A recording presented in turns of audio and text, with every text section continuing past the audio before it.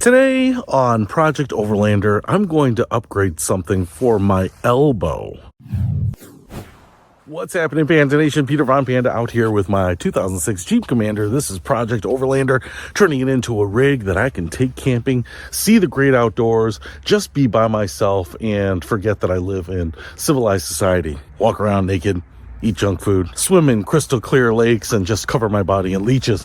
But one of the things that I wanted to do here, and this has absolutely nothing to do with the functionality of this car, is that unlock this guy first. Now that I have re-dyed and repaired the leather seats in this car, something is kind of bugging me. Let me show you.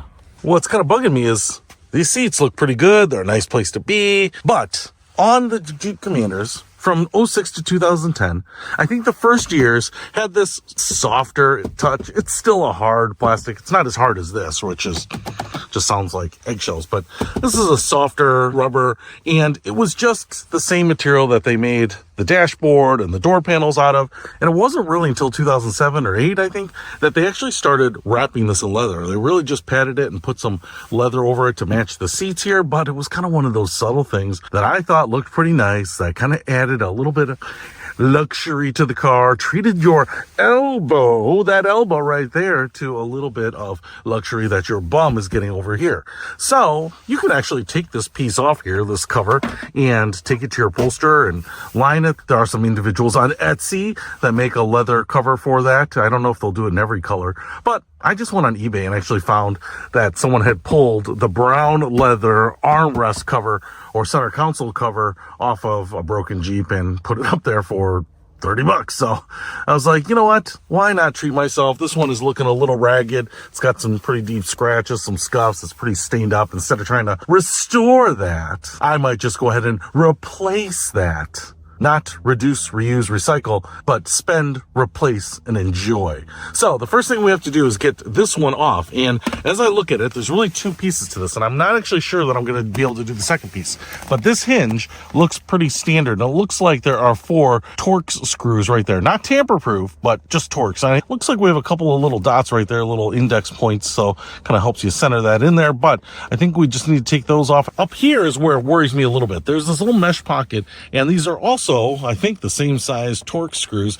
And so this will allow us to transplant this little mesh pocket, which I actually am using. But on the replacement that I got, the holes here look pretty ragged, like kind of someone pried these out, like they thought they were just rivets or something. And so I'm not sure that I'm actually going to be able to replace this. If I can't replace the netting, that's not the end of the world. Everything else looks like it came with the new one, but at least if I can replace it here, that's going to be a nice little upgrade. So let me show you the new one, and then let's see if we can install it and make it work. And just FYI, when you're taking these out, it looks like it's a T15, but my little multi-tool here seems to be the right tool for finding the right Torx bit.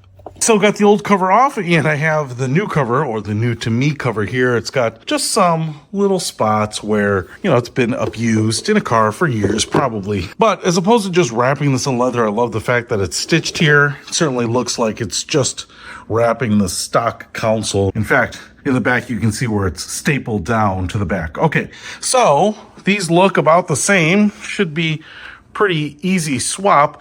Now, I am going to try to remove this and put that over there. I'm not sure that that's going to work because, like I said, these screws look like they have been just popped out, but we'll give it a try. All right, as a little heads up here, T15's there, and these holes look the same as it does on the new one, so I think this is going to go back in.